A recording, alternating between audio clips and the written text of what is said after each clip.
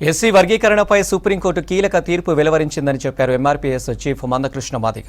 అలుపెరగని దీక్షతో వర్గీకరణ కోసం మాదిగలు పోరాడారని చెప్పారు. ఢిల్లీలో ఉన్న ఆయన సుప్రీం తీర్పుపై ఆనందం వ్యక్తం చేశారు. 20 ఏళ్లుగా మళ్ళా న్యాయం కోసం చేసిన పోరాటం, ధర్మం కోసం చేసిన పోరాటం ఇవాళ విజయం సాధించింది. ఆనాడు చెప్పాం, ఏనాటికైనా ధర్మమే గెలుస్తుంది అని. ఈరోజు సుప్రీంకోర్టు ఎస్సీ రిజర్వేషన్ల వర్గీకరణపై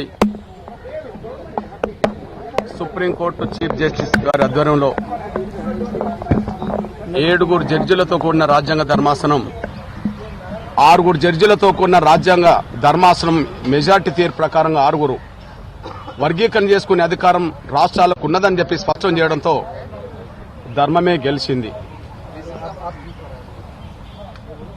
ఎంఆర్పీఎస్ ఉద్యమం 30 సంవత్సరాల నుంచి పోరాటం చేస్తున్నది వర్గీకరణ కోసం. ఈ విజయం కోసమే 30 ఏళ్ల తపనతో కూడిన పోరాటం జరిగింది. ఒక జాతికి జరిగిన అన్యాయాన్ని సరిదిద్దడం కోసం జరిగిన పోరాటంలో, జాతిని గెలిపించుకోవడం కోసం జరిగిన పోరాటంలో ఎంతో మంది ఎంఆర్పీఎస్ నేతలు తమ ప్రాణాలను కోల్పోయారు. వారికి ఈనాటి విజయాన్ని అంకితమిస్తున్నాం.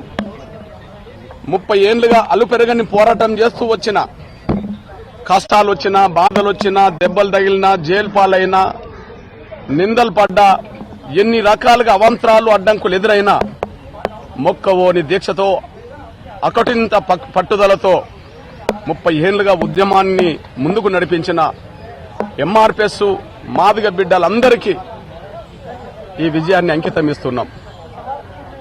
అదే సమయంలో జాతి యావత్తు 30 ఏళ్లు ఉద్యమం వైపే నిలబడ్డది.